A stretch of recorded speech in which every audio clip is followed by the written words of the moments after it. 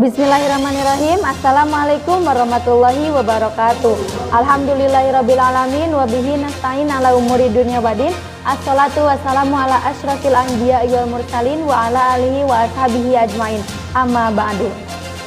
Kepada yang terhormat Ibu Syifa Pramudita SSTMKM selaku dosen pengampu mata kuliah Statistika Inferensial, dan yang kami cintai teman-teman sekalian. Baik, di sini kami dari kelompok 2 kelas MN21D ingin menjelaskan tentang pengaruh jumlah tenaga kerja terhadap lamanya produksi otak-otak crispy Kecamatan Lemah Abang Wadas pada bulan November sampai Desember tahun 2022 di dalam bab analisis regresi linear sederhana. Tak kenal maka tak sayang. Maka dari itu, izinkan saya untuk memperkenalkan diri. Perkenalkan, nama saya Nazwa Nur Fadila selaku moderator dari kelompok 2 MN21D, dan izinkan saya untuk memperkenalkan anggota kelompok 2 di kelas MN21D. Yang pertama ada Acep Hidayat, pembagian tugasnya sebagai membuat dan mengedit PowerPoint. Yang kedua ada saya sendiri Nazwa Nur Fadila, yang tugasnya menghitung dan mempresentasikan. Yang ketiga ada Rini Nur Hasana Sujana, yang bertugas sebagai membuat dan mengedit PowerPoint. Yang keempat ada Sarah Azkia Aulia, yang bertugas sebagai mempresentasikan materi. Dan yang terakhir ada Zakira Hadian, yang bertugas sebagai editor YouTube. Baik, untuk pembahasan yang pertama akan dibacakan oleh Sarah Azkia Aulia, dan untuk pembahasan yang kedua akan dibacakan oleh saya sendiri Nazwa Nur Fadila. Baik, untuk pembahasan yang pertama kepada saudari Sarah Azkia Aulia, saya persilahkan. Baik, terima kasih Nazwa Nur Fadila atas waktunya. Di sini saya akan membacakan materi analisis regresi linear sederhana. Dalam membuat regresi linear sederhana, dibutuhkan untuk mencari dan menentukan judul pada data yang akan kita analisis. Berikut adalah data yang kelompok kami ambil untuk membuat regresi linear sederhana dengan judul pengaruh jumlah tenaga kerja terhadap lamanya produksi otak-otak crispy Kecamatan Lemah Abang pada bulan November-Desember 2022. Jumlah responden dari data tersebut ada 10. Lalu setelah data X dan Y dibuat, maka hasil atau sigma dari variabel X dan Y adalah 399. Yang pertama ada uji normalitas. Setelah meneliti normalitas dari 10 tenaga kerja, maka ditemukan signifikasi dari satu arah atau p-value yaitu 0,200. Dari hasil tersebut, maka penelitian ini normal karena hasil p-value kurang lebih 0,05. Yang kedua ada uji linearitas. Untuk ANOVA table yang pertama atau kinerja tenaga kerja, hasilnya p-value bisa kita lihat dari definition for linearity yang signifikasi. Hasil p-value-nya 0,962. Jadi untuk uji asumsi linearitasnya yaitu linear karena p-value kurang lebih 0,5. Selanjutnya menentukan persamaan. Di sini ada rumus persamaan B sama dengan N sigma XY dikurangi sigma X dikali sigma Y dibagi N sigma X kuadrat kurangi sigma X dikuadratkan. A sama dengan sigma Y dibagi N dikurangi B sigma X dibagi N. Y sama dengan A ditambah BX, di mana Y adalah nilai variabel bebas Y. A intercept yaitu titik potong garis dengan sumbu Y. B slope atau kemiringan garis yaitu perubahan rata-rata untuk setiap unit perubahan pada variabel X. X adalah nilai variabel bebas X. N adalah jumlah sampelnya. Jadi nilai B sama dengan min 1,419. B sama dengan 16,3691. Y sama dengan A ditambah BX, masukkan persamaannya. Y sama dengan 16,36 dikurangi 1,41X. Selanjutnya menentukan koefisiensi korelasi dan koefisiensi determinasi. Untuk mengetahui nilai koefisiensi korelasi data yang di atas, kita harus mengetahui nilai R.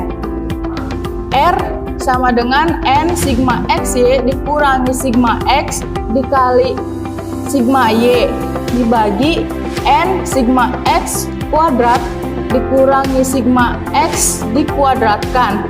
N sigma Y kuadrat dikurangi sigma Y dikuadratkan. Y sama dengan minus 0,936, arah negatif. Kekuatannya korelasi negatif kuat.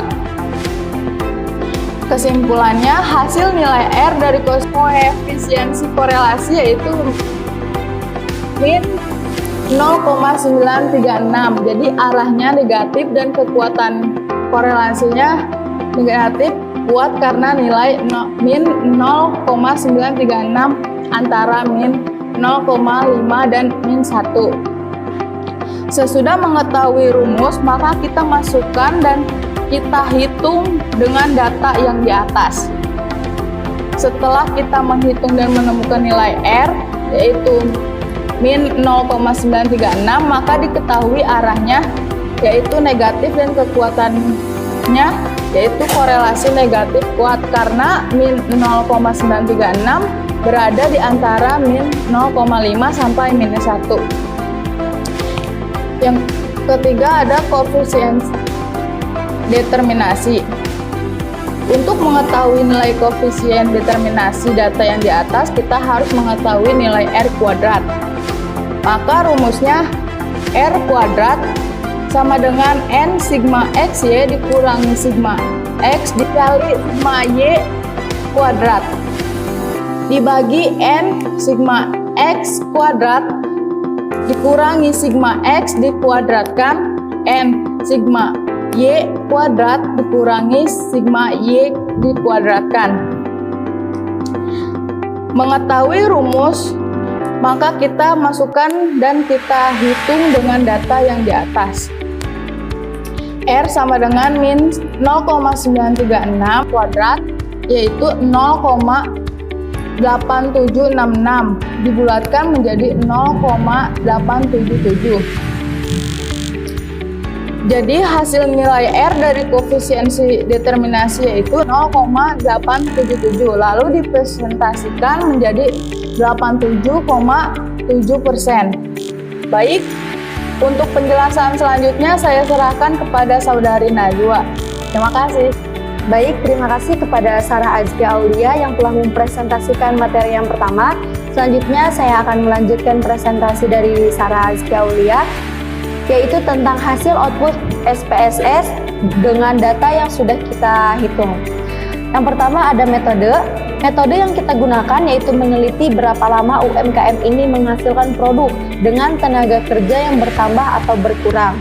Lalu yang kedua, persamaan regresi linear sederhana. Hasil dan persamaan sudah sesuai dengan nilai A 16.369 dan nilai B min 1.419. Lalu yang ketiga ada uji hipotesis analisis regresi linear sederhana. Yang A ada membandingkan nilai sig atau p-value dengan nilai alpha 0,05. Setelah kita hitung di SPSS, hubungan antara variabel independen atau X dengan variabel dependen atau Y itu memiliki hubungan yang linier karena p-value lebih dari 0,05 atau lebih dari alpha. Selanjutnya yang B, membandingkan nilai T hitung dengan T table atau TA. Setelah kita menghitung di SPSS, hasil dari keputusannya yaitu dengan rumus DB sama dengan N-2. N yaitu suku dari tenaga kerja yang kita hitung, jadi 10 min 2 sama dengan 8. Maka didapat nilai X dari tabel T yaitu 2,30,600. Jadi keputusannya tidak berpengaruh karena T hitung atau min 7.000 atau min 7.540 lebih kecil dari T table atau 2,30,600. Nah, di sini kita bisa melihat contoh kurvanya. Lalu selanjutnya ada hasil koefisien korelasi. Setelah kita menemukan nilai R yaitu min 0,936, maka diketahui arahnya yaitu negatif dan kekuatannya yaitu korelasi negatif kuat. Karena min 0,936 berada di antara min 0,5 sampai min 1,0. Lalu yang selanjutnya dan yang terakhir yaitu hasil koefisien determinasi. Setelah kita hitung atau dari hasil output SPSS di atas bahwa nilai R kuadrat sebesar 0,8766 dibulatkan menjadi 0,877. Artinya, pengaruh tenaga kerja atau X terhadap waktu memproduksi atau Y sebesar 0,877 atau 87,7%. Sedangkan sisanya yaitu 0,123 atau 12,3%. Maka, produksi ini bukan hanya dipengaruhi oleh tenaga kerja saja, melainkan hal yang lain juga yang tidak kita teliti. Baik, cukup sekian yang dapat kami sampaikan, kurang lebihnya mohon dimaafkan. Billahi taufiq wal hidayah. Wassalamualaikum warahmatullahi wabarakatuh.